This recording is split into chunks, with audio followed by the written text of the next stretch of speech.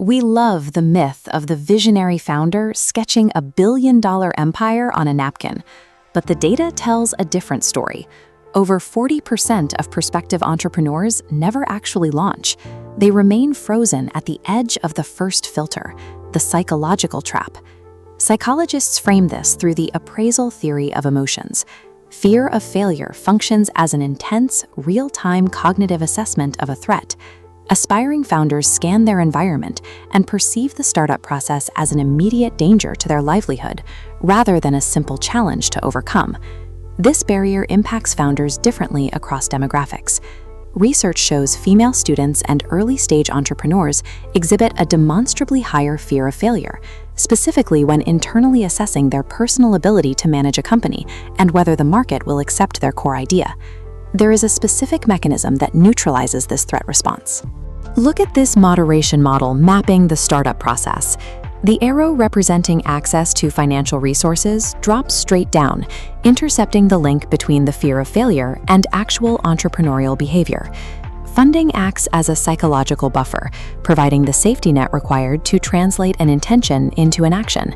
Overcoming that initial paralysis is a resource management problem, but securing the capital to launch only buys you a ticket to face the inevitable failures ahead.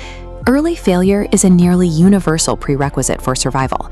Setbacks serve as an entrepreneur's most demanding teacher, stripping away assumptions and revealing the cold mechanics of the market. Long before Microsoft dominated global computing, Bill Gates built a system called Traf-O-Data. It was designed to read those black traffic counting cables you drive over on the highway. The business failed to gain traction. But the raw technical and operational skills Gates developed while building it became the foundation for his next software venture. Apple's history contains similar craters. The Apple Lisa cost the company millions in development, but crashed in the consumer market.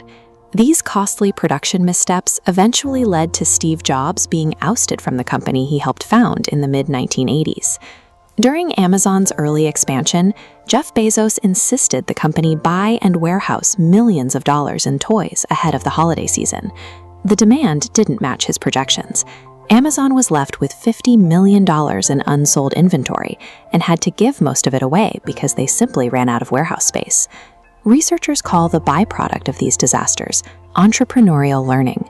Surviving a colossal misstep forces a founder to rapidly test their future assumptions, adapt their strategies, and build the resilience needed to stomach future risks. The defining characteristic of these founders is that they succeeded because of their failures. Every rejected product and lost dollar revealed a market reality they couldn't have learned any other way. Surviving those early failures usually leads a company to its first taste of real revenue. But this triggers trap number 2, the founder's trap. The exact traits that kept the startup alive, personal oversight and endless hustle, begin to actively suffocate its growth. At this stage, the founder becomes the ultimate bottleneck. Every new hire, every client deliverable, and every internal dispute routes directly through their brain before a decision gets made. The company cannot move faster than the founder's personal bandwidth. If you take a week off and your company's revenue stalls, you own a job with contractors, not a business. This indicates a deep architectural flaw in how the work is executed.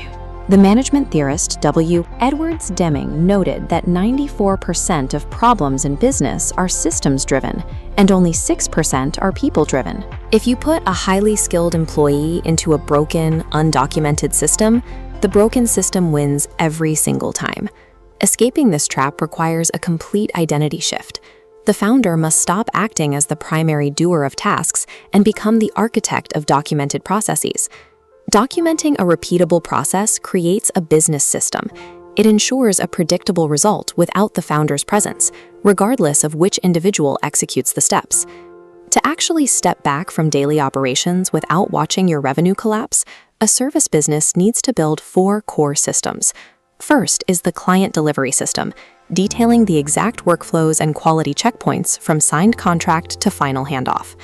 Second is the sales and pipeline system. A prospect should enter your ecosystem, receive nurture sequences, and qualify for a call entirely through automated triggers. Third is operations and team coordination. Every recurring task needs a written document, so a new hire has a single source of truth. And fourth is the financial and reporting system. If you have to manually ask your team for this week's cash flow visibility, your architecture is already behind. You know these systems are working when they pass the handoff test. You give a task to someone who has never done it before, point them to your documentation, and walk away. If they can complete it correctly without asking you any questions, the system functions. Founders who implement these documentation habits early, making process mapping a mandatory condition of daily work rather than a separate weekend project, scale their operations significantly faster than those who wait until they feel big enough to need them. Scaling becomes possible once operations are fully documented. You transition from selling personal expertise to operating a repeatable engine that generates results with or without you. Building a profitable, automated machine raises a final critical question. Perfect mechanical efficiency often overlooks the human friction that eventually jams the gears, grinding even the best processes to a halt. This is trap number 3, the cultural trap. Ratan Tata, the former chairman of the Tata Group, presents a clear alternative. Throughout his tenure, he navigated industrial unrest and financial struggles. But rather than relying on ruthless optimization, he anchored his strategy in ethical leadership and an unyielding commitment to his workforce. In 1989, his telco plant in Pune faced severe industrial unrest. A violent strike led to assaults on managerial staff. Instead of simply crushing the strike with corporate leverage, Tata spent months working on the ground, rebuilding a trusting relationship between the management and the workers to resolve the crisis. His approach proved that a founder's job isn't complete once the business systems are running. Long-term corporate survival requires an entrepreneur to master ethical human relations just as thoroughly as they mastered their operational workflows. Tata demonstrated that long-term viability depends on a core commitment to social development. Corporate success and societal health became inextricably linked in his model.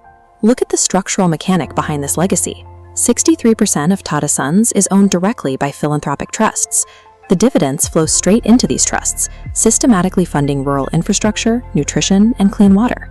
This is the complete arc of a lasting enterprise. It starts by overcoming the intense psychological paralysis of potential failure. It scales by translating a founder's chaotic hustle into rigid, documented operational systems, and it survives by anchoring that massive operational power in an ethical framework. Anyone can learn to extract capital from a market.